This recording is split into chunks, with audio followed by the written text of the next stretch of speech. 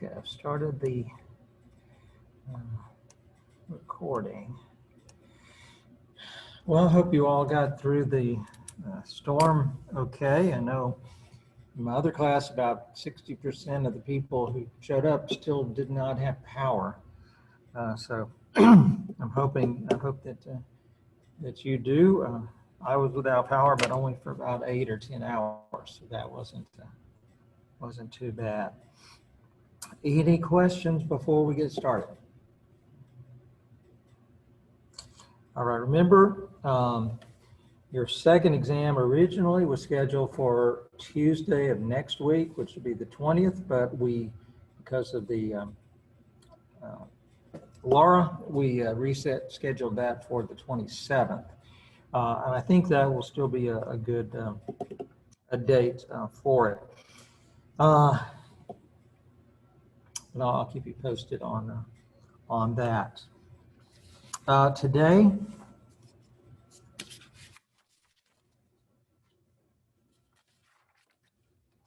we are going to continue with Chapter 8, talking about price controls. Remember, the key idea in Chapter 8 is that, well, the key idea of everything prior to Chapter 8 was that the price mechanism is really important. The price mechanism does very important things in a market economy. It creates or it communicates information about the value of resources. It creates incentives for consumers to base their decisions on that information. It creates incentives for the producers to base their decisions on that information. And the price mechanism coordinates the actions of the consumers with the actions of the producers. Yeah? You said the price mechanic communicates information about the value of resources. How does a producer know if producing more eggs is a good thing or a bad thing? Okay. Well, if people value more eggs, then the price is going to be high.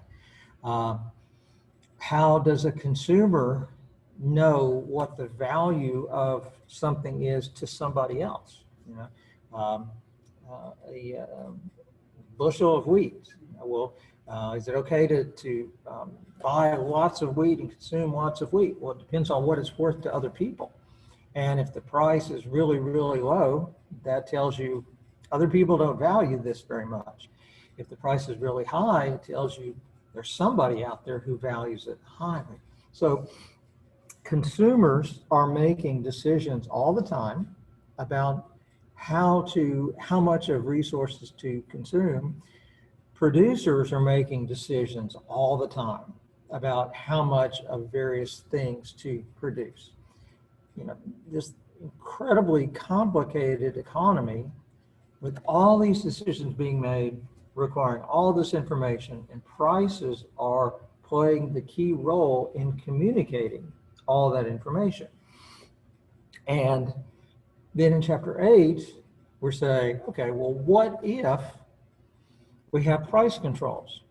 Which means, what if the government says, no, we're not going to let prices communicate information. We're going to force prices to communicate the information we want it to communicate. And we are seeing that there are some undesirable consequences. First, we talked about price ceilings, where the price is kept too low. And we saw that there were certain very predictable consequences. You keep the price below the equilibrium level, you're going to have shortages. The quality of products is going to go down. You're going to have a inefficient allocation of resources. Some people who don't value the product very highly, they end up getting it. And people who valued it much higher don't get it. So we have a lot of problems coming from price ceilings. Did want to emphasize one thing we touched on last time. Let's see here.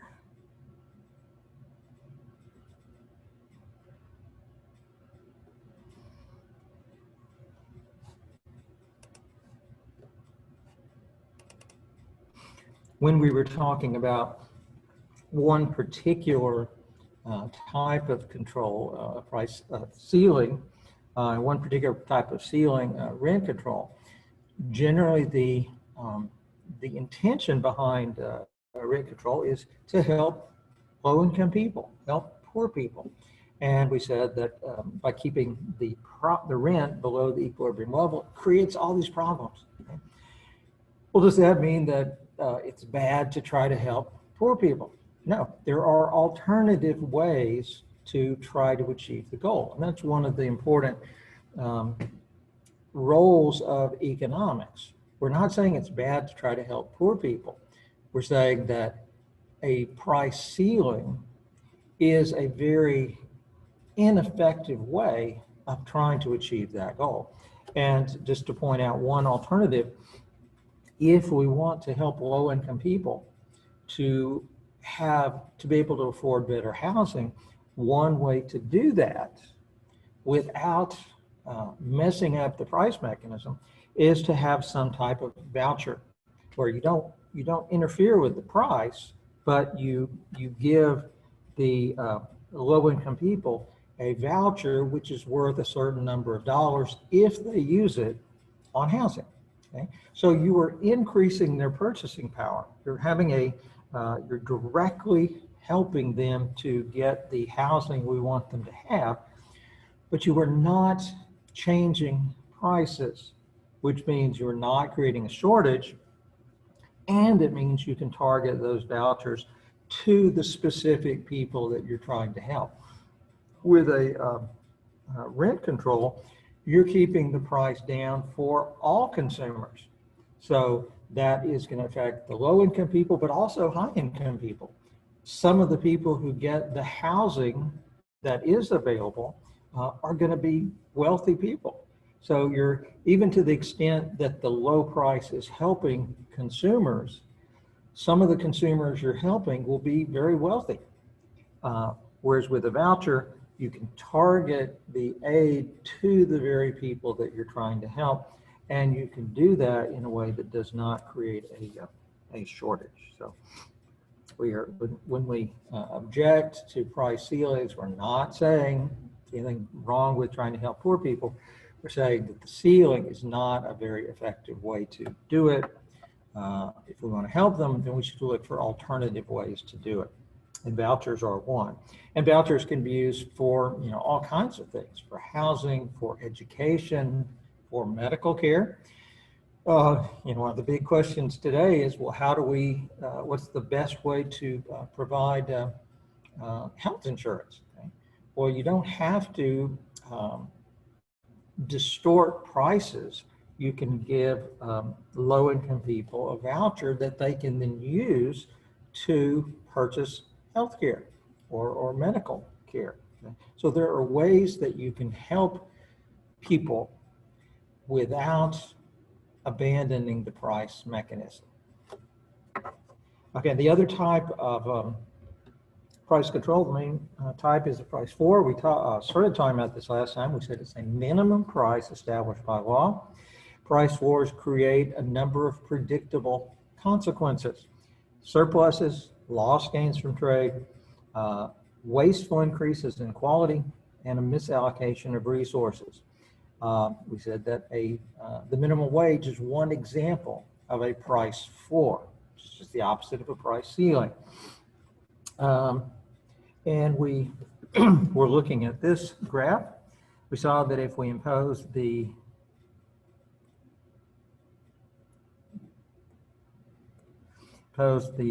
minimum wage here, the wage was down here, we said $7.50. If we impose a higher wage, minimum wage, doesn't guarantee that anybody receives that. It simply means the government is telling employers, you can't hire someone and pay them less than this amount. And so if we impose it, say it's $15 an hour, the quantity supplied of labor goes up. You got more people willing to work who are looking for a job. Unfortunately, the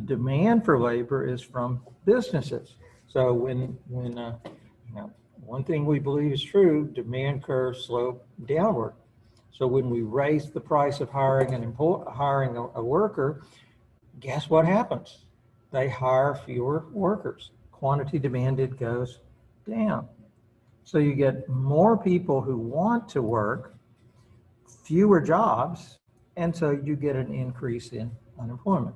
The higher the minimum wage, the more unemployment we should expect to have. That's just basic economics, which means it's hard. We're trying, the intention was to help low-income workers, but the end result is that by raising the minimum wage, although it does benefit some workers, it makes it hard for many workers to get a job.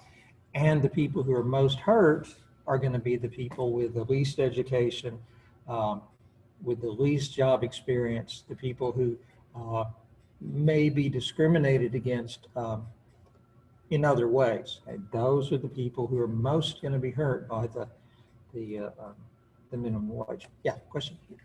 So would a price floor for labor? Well, that minimum wage is a price floor. Oh, okay.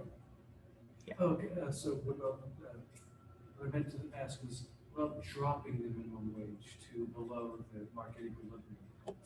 Yeah, question is, what if we drop the minimum wage below the equilibrium?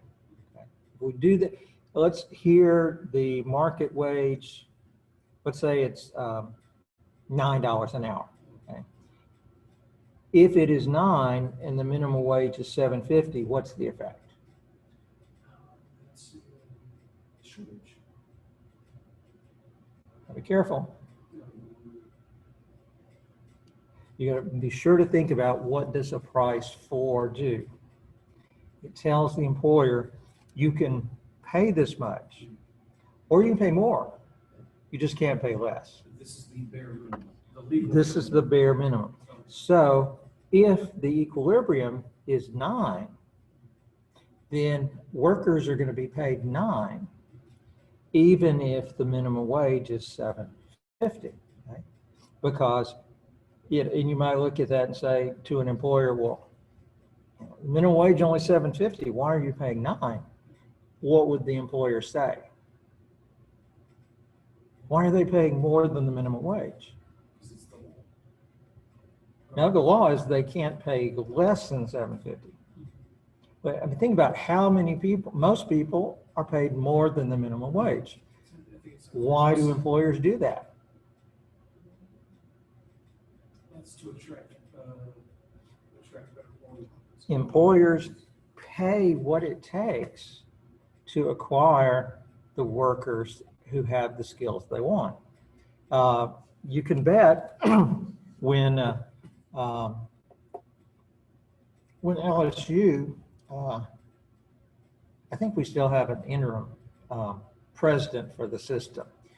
You can bet that when LSU posts the opening for president of the LSU system, they do not pay minimum wage.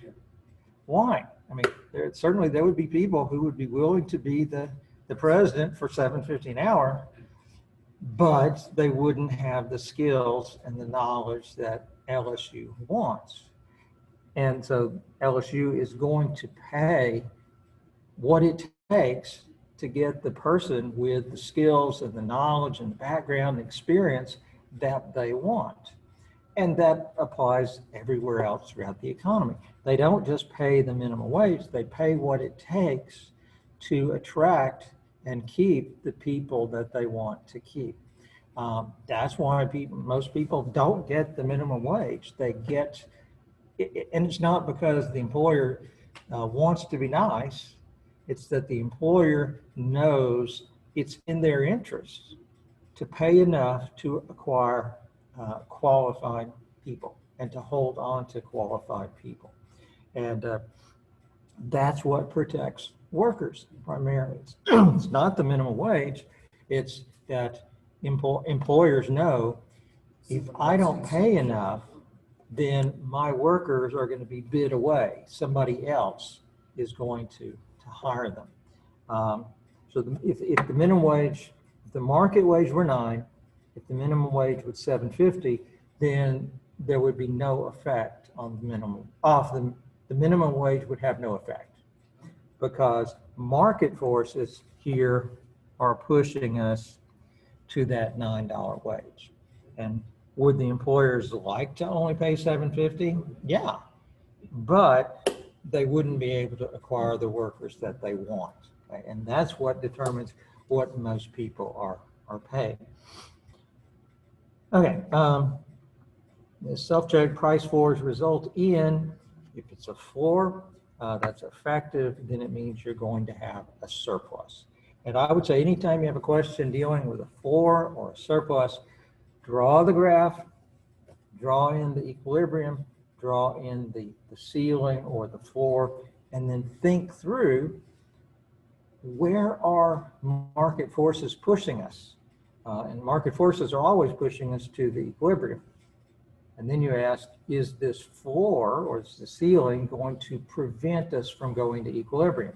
Here, if the equilibrium is 9, and if the ceiling is $7.50, that certainly does not prevent employers from paying $9, and so they're going to end up having to pay $9. Whereas if the minimum wage, if the floor was up here at 15, the equilibrium would still be 9. Market forces would be pushing us toward 9, but that would be illegal. Employers would not be able to lower the wage below 15. And so quantity demanded would be here, quantity supplied would be there, and you would have more unemployment. Okay? All right. We said that floors result in lost gains from trade. Let's see here how that works. If we had no minimum wage, no floor, then we would be right there. Okay? And this is just our typical thing about consumer surplus, producer surplus. Okay? And we use those terms, think through what do they represent and where do you find them on the graph. Consumer surplus is the gains that the consumer is getting. It's the difference between what the consumer is willing to pay and what they actually have to pay. And so here, the consumer surplus that consumers are getting, or the gains while we're in equilibrium, would be this entire area under the demand curve. Okay. Remember, graphically, consumer surplus is always the area under the demand curve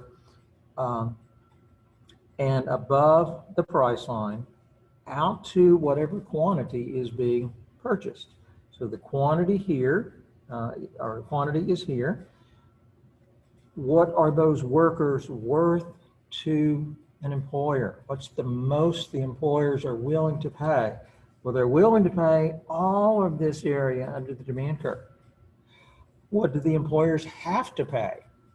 They have to pay the market wage per worker. They're employing this many workers, and so the amount that they actually pay is that rectangle here. So employers are willing to pay all of this, they have to pay the rectangle. So the consumer surplus, okay, not a surplus of labor, the consumer surplus, the gain going to the employers, is represented by these lines. And then on the producer side, remember, producer surplus is the net gain going to the supplier. In this case, the supplier of labor would be the workers. Okay? Producer surplus is the difference between what the suppliers are getting and the minimum they would have been willing to accept. So what are the workers getting? They're getting this wage rate. This many people are employed. So the total amount workers are getting, okay, workers are the suppliers of labor, the total amount they're getting would be this rectangle. Okay? The minimum employers would have been willing to accept, the minimum the workers, the suppliers of labor would have been willing to accept is always the area underneath the supply curve. So the workers are getting all of this. They would have been willing to accept the area under the supply curve.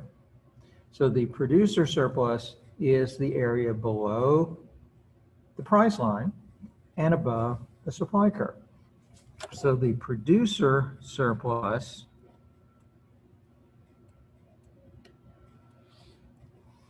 is all of that green shaded area, okay? So you put the consumer surplus, add that to the producer surplus, that's the total gains in this market if we're in equilibrium, okay? So all of that was just a review of gains from trade. Now we say, well, when we impose the minimum wage, what is the effect? Well, we know when the wage goes up, the number of workers, the number of jobs available is going to be reduced to here. And so all of these people here who would have been working are not going to be working because of the minimum wage. So the lost gains from trade would be the gains from trade, consumer surplus and the producer surplus that we would have gotten if we'd been in equilibrium, but we're not going to get because employment has dropped. Okay? So all we have to figure out is what are the gains from trade that we would have gotten on these workers here? And that's going to be this area here. Okay. The green is the consumer surplus workers we're going to get from these workers we're going to get from working. They don't get that now because the minimum wage causes them to not be employed. The blue area is the producer surplus. Actually, I think I may have said that backwards. Yes. Let me restate that. The green area is the gains from trade that the demanders of labor, the employers, would have gotten. But they don't get that because these workers are not going to be employed. The blue would be the producer surplus that's now going to be lost. It is the gains that the workers would have gotten from working and being paid this wage, but they're not going to get that because all these workers in here are no longer going to be hired. Okay, just a second. So by imposing the minimum wage, that means that this consumer surplus and this producer surplus, those gains from trade, we lose those.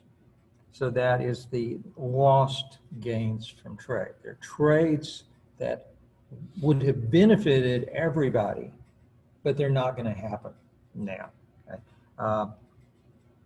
People who would have been working and would have been receiving a wage that benefited them, and the employers would have benefited, but those exchanges, that employment is not going to happen because of the minimum wage. That's the key thing you want to see here is when you impose the ceiling, the floor, then that reduces the quantity. It reduces the number of exchanges.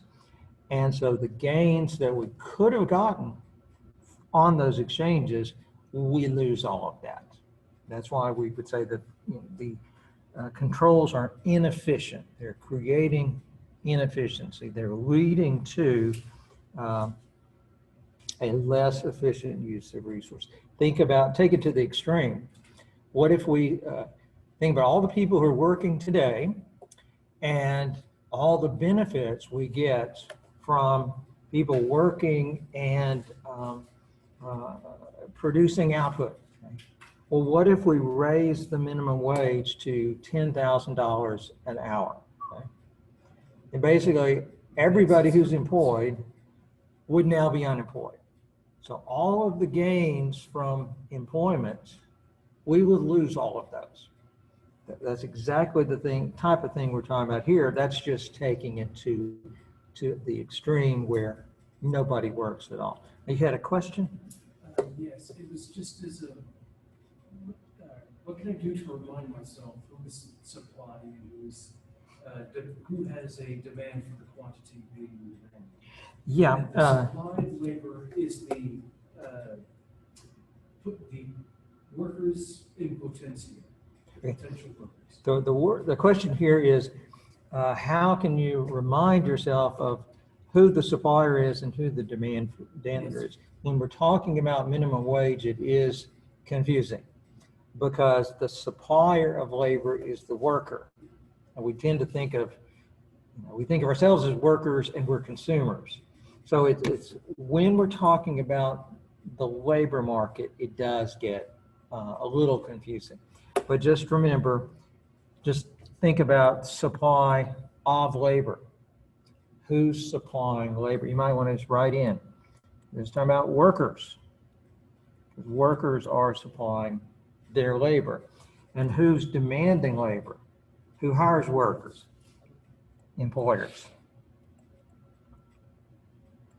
Okay, so if you just kind of think about it like that, that will be a way to keep it straight. But it is easy to, we think of supply as being the producer, but with the labor market, the supply of labor is the worker, and it's the business, the employer, who is demanding the labor. Okay?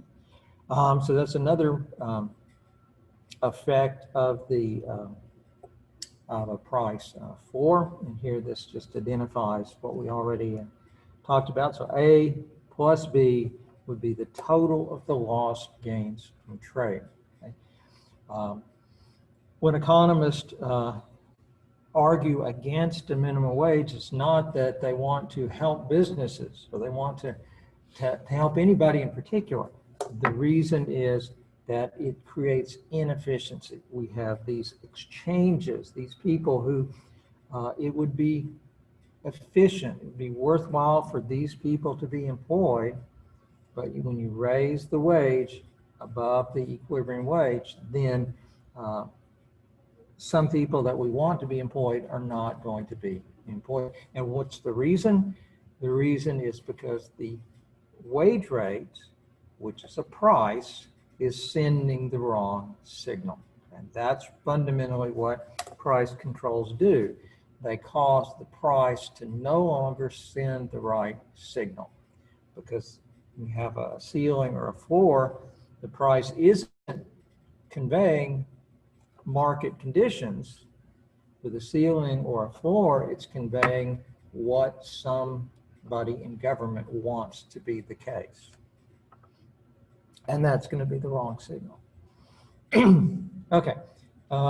Further or additional effects of a price floor, we said that wasteful increases in quality will occur. And this may seem kind of strange. You know, increase in quality, well, that sounds like a good thing. Okay? But you can't ever say something is a good thing or a bad thing in economics unless you look at the benefits and the cost. Okay? And the airlines provide a really good example of this. Between 1938 and 1978, the U.S. airlines were regulated by the federal government. Civil Aeronautics Board controlled what happened in the airline industry. They controlled what airfares would be. They controlled which airlines could fly which routes. We did not have free entry. We did not really have free exit. Okay? The government was in control, doing their best to produce what they thought was a good outcome. But it's very interesting because not all airfares were regulated. The regulation was from the CAB, Civil Aeronautics Board, and because it is a federal entity, it could only regulate interstate air traffic.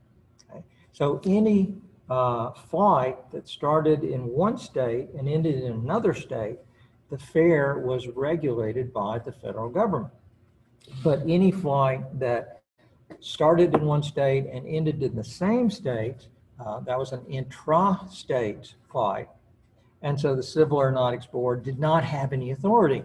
Okay? They would have loved to have regulated it, but they didn't have the authority to do that.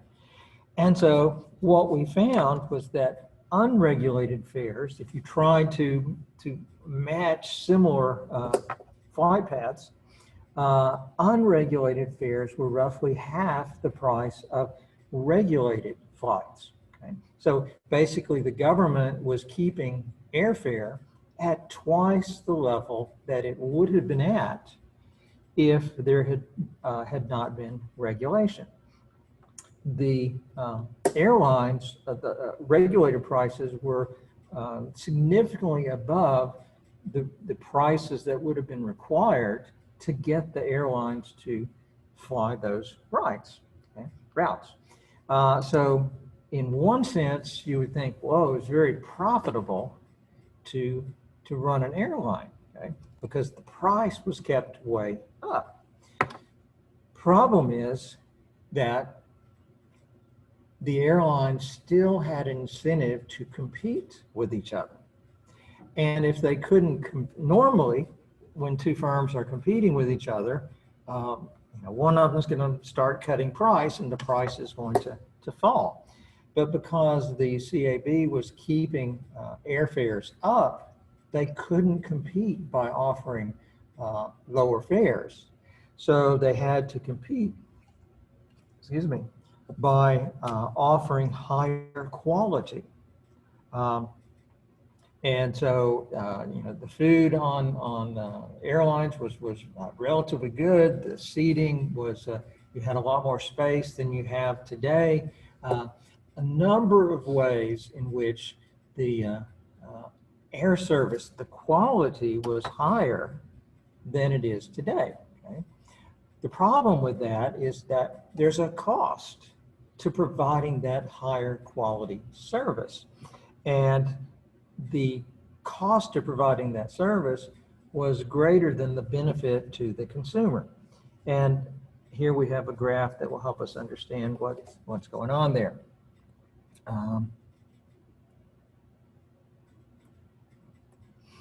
Okay, so we've got a supply and demand for flights. We've got an equilibrium price, which would exist if the government was not intervening, but the government, through the CAB, was setting a price floor, keeping the price way up. Okay? And so, as we've said before, when you have a price floor, that's going to reduce the quantity demanded. Okay? Now, the quantity supplied at that regulated floor would be way out here. Okay? But if you're an airline, you could not offer service on a particular flight path unless the government gave you permission. So the excess supply there they dealt with by having the government just limit who could provide service in each on each route. Okay? But notice you still have the deadweight loss. Okay? What would that represent? It's lost gains from trade. Okay? But how would you describe that? That's due to what? Well, that would be the edge of the consumer and producer surplus. Well, that's the gains from trade, the consumer surplus and the producer surplus on these extra flights, okay, or extra passengers. Okay, let's say that the quantity is 100 million passengers. Okay, we have a higher price, and so as a result, the quantity demanded is something smaller, say 70 million. So this deadweight loss would refer to the inefficiency associated with having a quantity that is 30 million smaller than it really should be. Okay? If we were allowing the market to work, then the price would be here. Okay? That'd be the market price. And the number of people flying would be here. Okay? Because the government was keeping the price up, air travel was very expensive, and so you had a lot fewer people flying.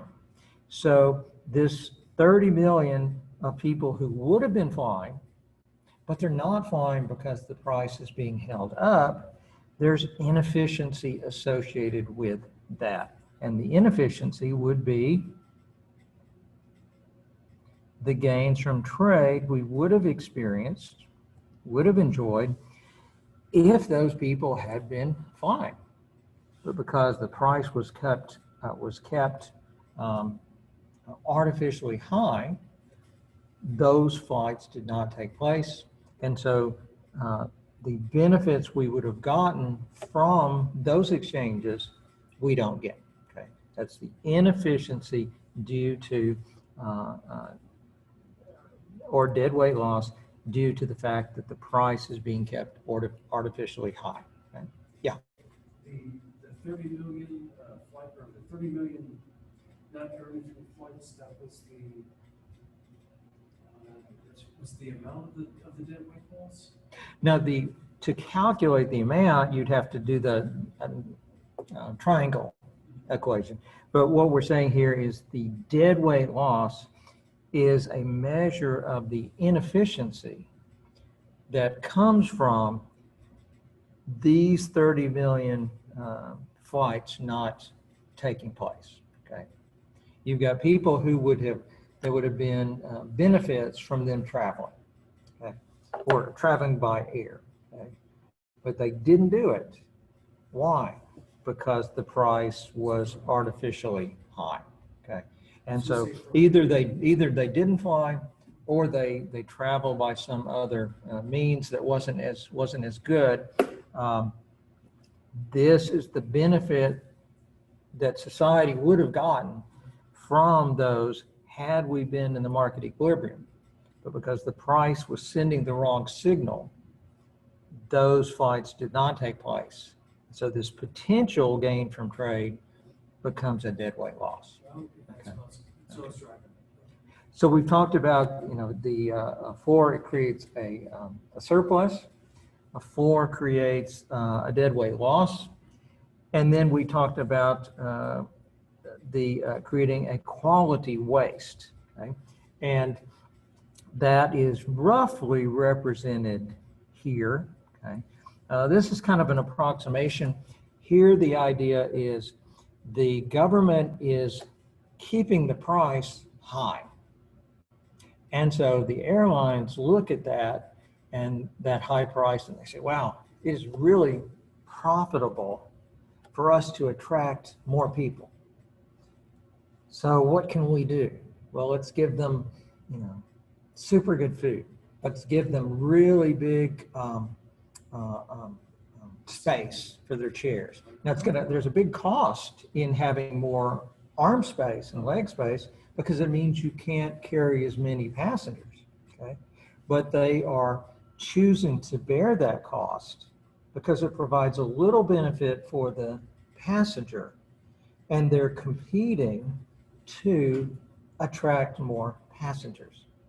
So because they're not allowed to lower the airfare, they compete in terms of other things like room, leg and arm space, and that pushes the price, or it pushes the cost of air service up. Okay, it's not inherently bad that passengers have more arm space. Okay, the problem is that there's a cost of that. The passengers are getting a higher quality service, but they're having to pay a higher price. Okay? And so the assumption here is that as the airlines are competing with each other by offering these extra things, that is going to push their cost up. And so in effect, all of this, as they're competing for customers, the wastefulness of that is going to turn out to be this large area there. We won't go into exactly why we think it's going to be that size, but that is the idea, that they're thinking about what can we do, and they may end up spending $10 to give passengers something that's only worth $3 to them. Well, that's an improvement in quality, but it's inefficient to do that. Okay? And there was lots of that happening. It would also be in terms of convenience. You have more flights, more times, and things that are beneficial to the passenger, but they raise the cost to the airline. Okay?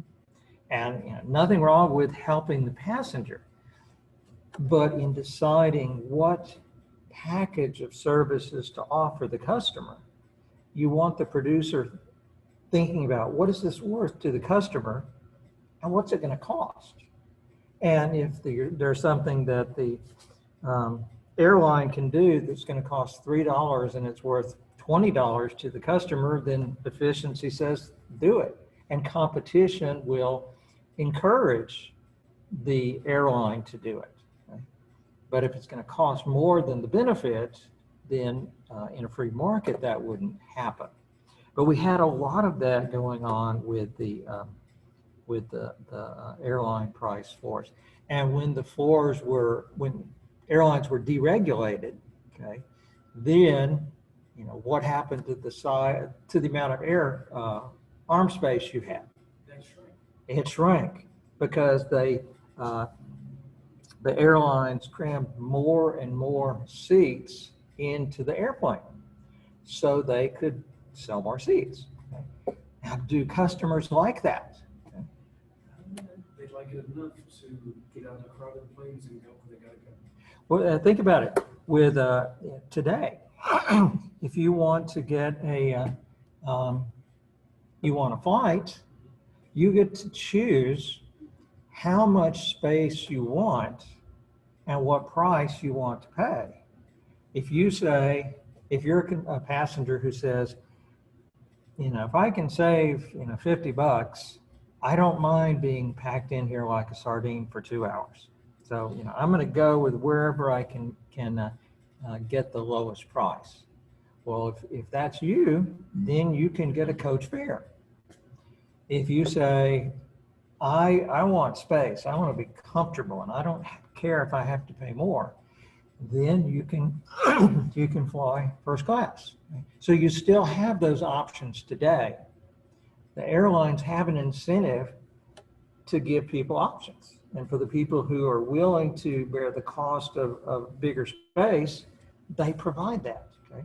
But for the people who don't value it that much, they say, okay, you can be in coach and you're going to be crammed in there, but you don't have to pay as high a price. When we had a price floor there, the consumer didn't have a choice. The airline had to charge the high price. And if you're the guy who wants a low price and is willing to be squeezed in like sardines, tough. The airline could not offer you that option. Anyway, that's a good example of how, in general, price floors will lead to wasteful increases in quality. And the misallocation of resources. Entry of new firms into the industry was regulated. If a particular market was route was highly profitable, another airline couldn't just decide to operate there. They had to have permission from the government. Okay, that's pretty much all I wanted to to talk about on that, except when we started out, I remember I mentioned that under Springfield, Missouri, there is, and other places, there's 1.4 billion pounds of cheese that has been put there and that is being maintained by the government. After what we've talked about now, what do you think the cause of that is? It's even a price floor. That's Or no, a price ceiling for the new deal. Not price ceiling, Price floor. price floor.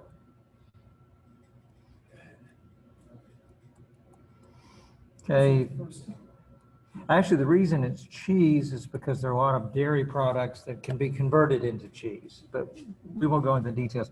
Let's say that the cheese producers' market price would be $2. If we allow the market to go to the equilibrium, then quantity demanded, quantity supplied will be equal. We have a balance. We don't have a surplus. We don't have a shortage. Does equilibrium guarantee that everybody's happy? No, doesn't guarantee that anybody's happy.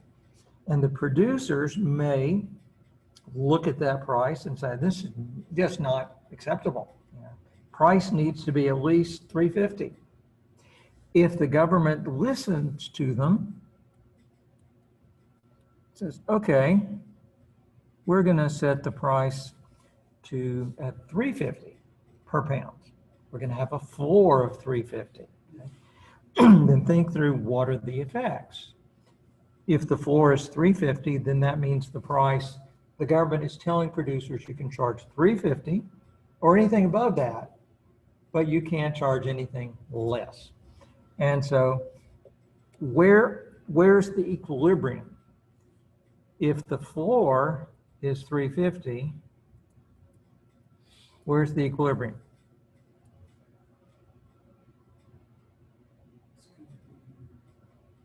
Does the floor change the equilibrium? No. One thing you can always count on, the equilibrium is going to be at the intersection of supply and demand. So when they impose the floor of $3.50, the equilibrium is still 2.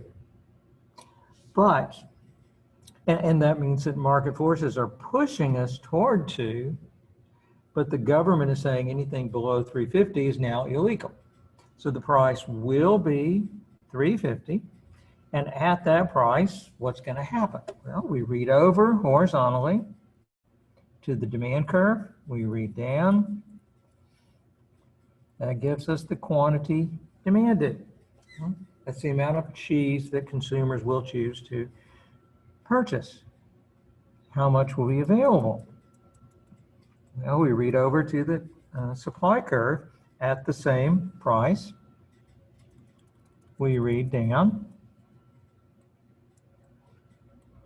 And that gives us the quantity supply. Let's say this is 900,000 pounds of cheese that will be supplied. Let's say this is 100,000, and I don't intend these numbers, the magnitudes to be correct, it's just to make a point. Quantity supplied is going to be 100. So you've got, think about what's happening. The price is sending producers the message, people want a lot of cheese, produce a lot of it. And so the price floor motivates producers to expand, devote more resources to producing cheese. But at the same time, the price is telling consumers this cheese is very valuable, you shouldn't use much of it. And so consumers move up their demand curve, and the quantity demanded goes down. So whereas we started out in equilibrium, we had a balance by imposing the floor, we are causing the price to send the wrong signal, the wrong information. It is motivating the producers to produce more. At the same time, it's motivating consumers to buy less. Inescapably, you get a surplus. Producers are producing more than consumers are willing to buy. Okay? And when the, that's nothing new, we've talked about that before, but producers, especially farmers, are not stupid. They realize this is going to happen. And so when they lobby for the price floor, they will also lobby for a program under which the government will purchase any surplus that is created. So the producers do benefit. The consumers only buy this smaller quantity, but the producers will be able to sell all their output because the government is going to buy it. Okay? So the producers are going to gain. Who's hurt by this? The taxpayer. We don't see the taxpayer here. Okay? What we see here is the consumer. Consumers are going to be hurt because they were getting consumer surplus represented by that big area. Now consumer surplus is going to be this much smaller area. So consumers are hurt a lot. And even though we don't see them here, the taxpayers are going to be hurt because the taxpayers are buying this cheese and paying for it, but they're not consuming it. Okay? What's happening to the cheese? Is being put into a giant refrigerated cave under Springfield, Missouri, and other cities around the country. The point here isn't that we shouldn't help cheese producers. Okay? That's a question we won't go into, whether we should help them or not. What we're saying is this is a very inefficient way to help them because we are distorting prices. We're encouraging producers to use scarce resources to produce cheese that people don't want. Okay? And you may be aware of certain programs that the government runs where if your income, if you meet certain conditions, your income is below a certain level, you are eligible for free foods of various kinds. And I remember this started way back, I think in the 80s. And I remember thinking, or reading an article that if you were unemployed, you were eligible for various things and, like free cheese. I remember thinking, well, why are we giving unemployed people cheese? I mean, if we want to help them, that's fine, but is cheese really what people want when they're unemployed? Wouldn't they rather have money? But the reason we were giving them free cheese was because we had cheese running out our ears. And the reason that was happening was because of controls like this, that were keeping prices above their equilibrium level. One of the very interesting things I think that's happening right now, you may have seen in the news stories about food banks. You've seen the stories where you have, sometimes a huge long line of people waiting in line to get boxes of food for free from the government. Okay? And usually when you hear about this, it's presented as, look how desperate people are. They're waiting in line. They're desperate to get food. Well, that's not necessarily the whole story. Okay? They're waiting in line because it's free food, okay? And they qualify for it. Okay? So if I was qualified to get free food, I'd probably go get some free food. And they notice, and there's a distribution of food banks throughout the country. It's a big, big deal. And if you think about it, this is really an alternative food distribution system. We do have a food distribution system. It's called Walmart and Safeway and Brookshire's. They distribute food all the time. Why is the government creating an alternative food distribution system? Well, there's kind of a difference between the way it's distributed at Walmart and the way it's distributed at the food bank. Okay? Walmart, you get to go in, you get to buy the food you want, and then you have to pay for it, and then you leave with what you want. When you go to the food distribution center at the food bank, and I'm sure they do lots of good for the people who are getting the food, but when you go there, you don't go in and say, I'd like a gallon of milk. You go and they give you a box full of stuff. You don't say, well, I want this, but not that. No, you just get the box. You take what they give you. So when you go to Walmart, you're going away with the food that you wanted. When you go to the food distribution center, you're going away with the food that the government incentivized someone to produce. Maybe your box has, lots of asparagus in it and you don't like asparagus, so you throw it away. Nobody ever sees that. What you see on the news is all these people getting food for free. It's very interesting. I haven't had time to look into it fully, but it's very, very interesting to think about that in light of these price controls that we're talking about. All right, still have a few minutes. We'll get started in chapter 9. Any questions, comments on chapter 8?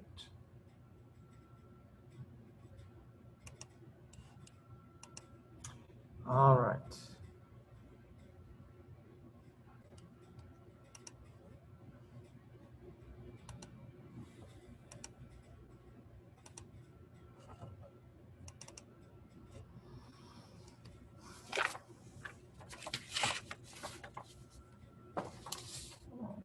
Just a second.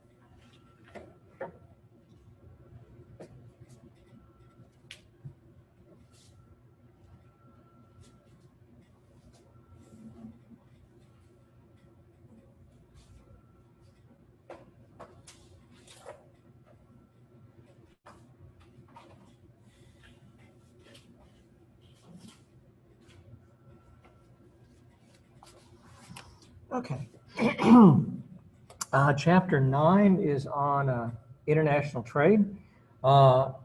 It also is a very good chapter. It's a little more complicated on some of the main points that it's going to make, but I think it does a very good job of showing that when we trade, showing that trade is mutually beneficial. We have been saying that over and over and over. Trade is mutually beneficial.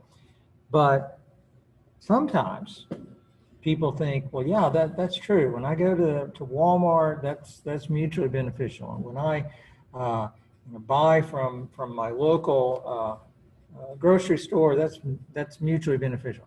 But sometimes people think that, well, if we're trading with somebody in another country, well, that's different. The same rules don't apply. And one of the most important things in this chapter is to recognize that the things we have said about trade being mutually beneficial apply to all trades. Whether you're trading with a member of your family, trading with your neighbor, trading with somebody in another city in Louisiana, or trading with somebody on the other side of the world, trade is mutually beneficial. Now, there are all kinds of detailed ways in which one trade may look very different from another trade. And so we sometimes we focus in on those details and we start thinking that, international trade is somehow fundamentally different from other kinds of trade. And there's a statement I'd like to give you that I think is really, really important. I believe it came from Frank Knight, who was a famous economist at the University of Chicago, is associated with what's called the Chicago School of Economics. And he said it's very easy to remember. An exchange is an exchange is an exchange. And he was making the point, if you have two parties, one decides, hey, I want to buy something from you. And the other decides, hey, I want to sell something to you. And they come to an agreement and it's voluntary and they trade, then all the detailed ways they may appear different doesn't really matter. If it's a voluntary exchange, then the basics are going to be the same and trade is mutually beneficial. And the more trades we can have, the more gains from trade we can have, the higher our standards of living are going to be. And in what we do in this chapter, we're going to have some graphs that become more complicated than what we have used before, but our end result is going to be the same, that when the government allows free trade to occur, then everybody, well, both societies are going to benefit from it. We will be talking, when we talk about international trade, we're just talking about trade across national borders, but the principles of trade apply to all trades.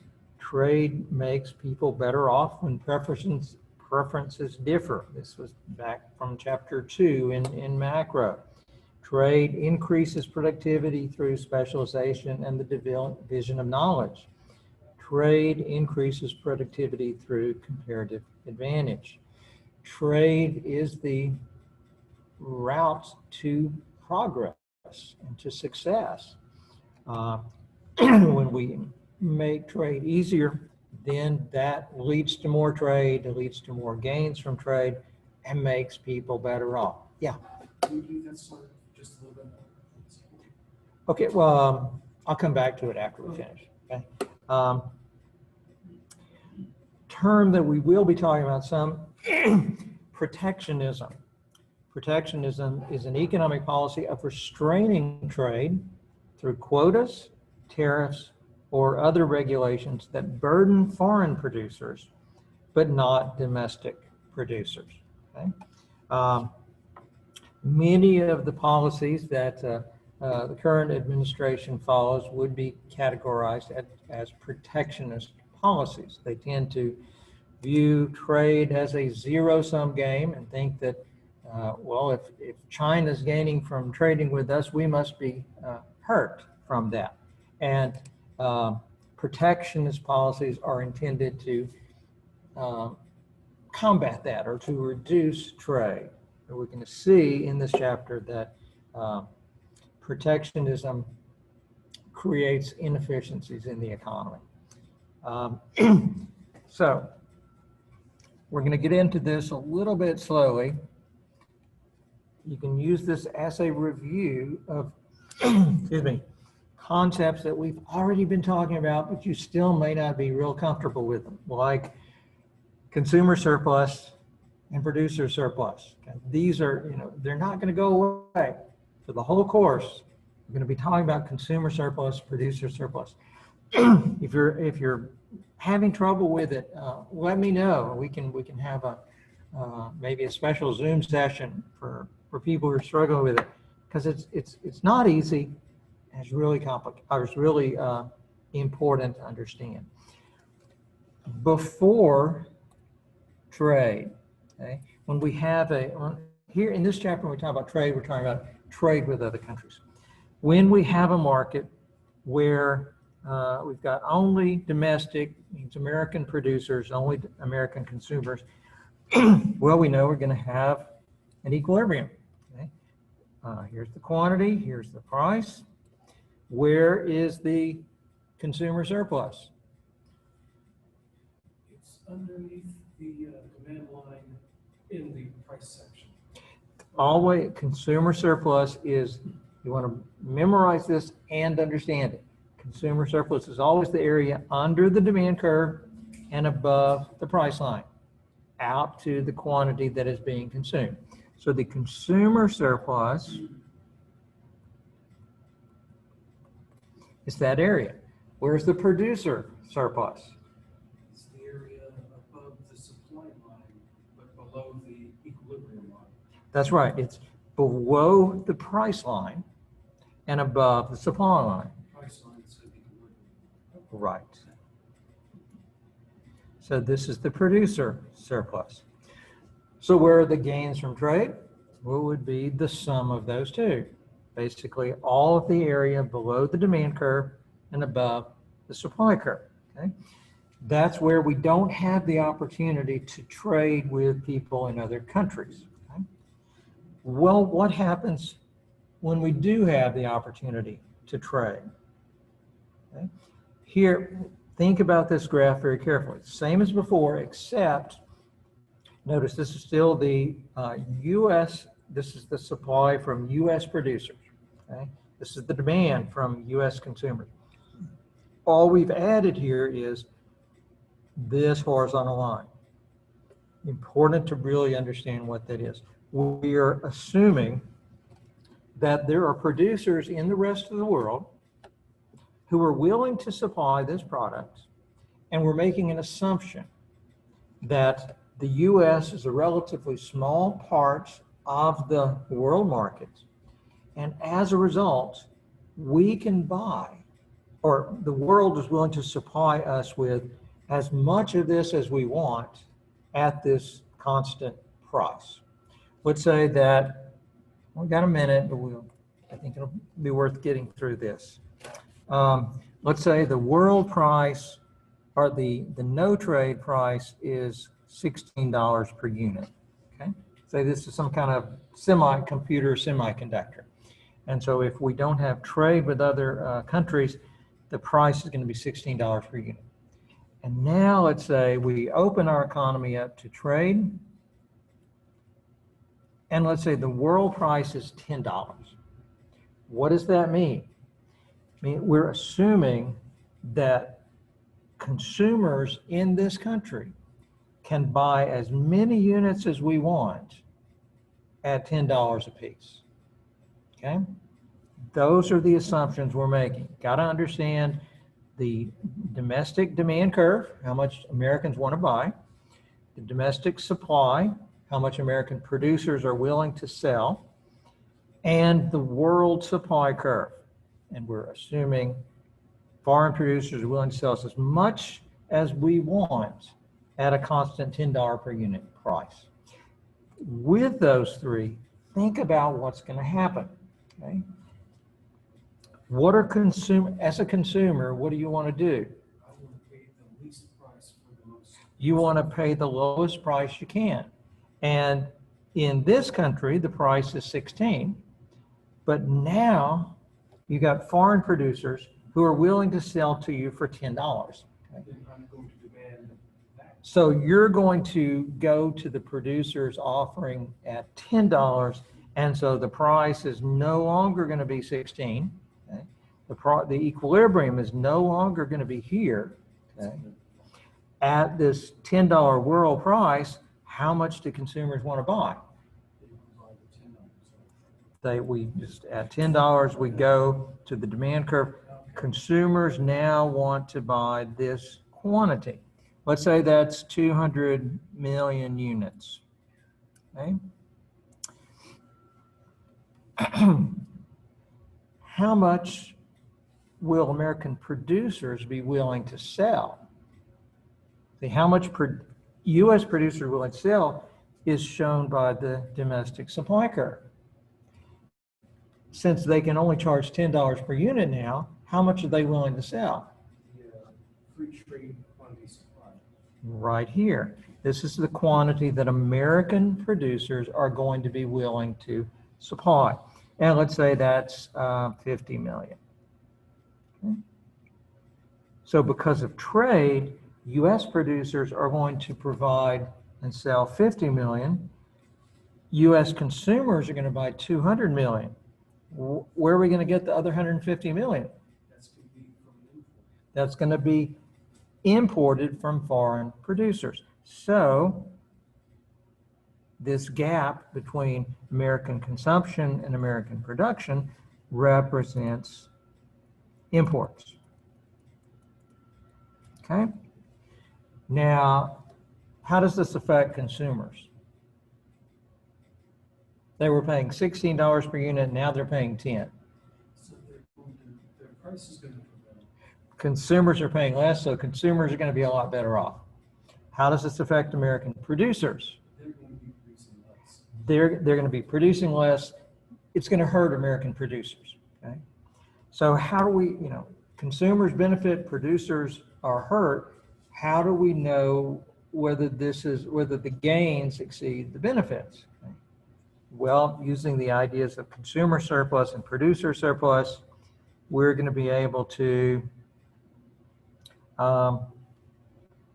use this graph to identify the gains to consumers from trade, the losses to producers, and we're going to see that in terms of efficiency, there's going to be a net gain represented by those two areas there. Okay? There's going to be loss to producers, but the gain to consumers is going to be far greater than the loss to producers. Okay? And our conclusion, we'll go through this in detail next time. Our conclusion is going to be that by allowing free trade, it's going to lead to more gains from trade, greater efficiency. The country as a whole is going to be better off. Then we will show, well, if we decide, no, we want to protect those American producers, we can do that by imposing a tariff. And we will see what the cost of that tariff is going to be. We'll be able to see that it leads to a less efficient use of resources. The producers will gain, but the cost to the consumers will be greater than the benefit the producers are getting. Okay? All right, any questions? So, All right. Yeah, go ahead. I'll wait till you're done. Oops.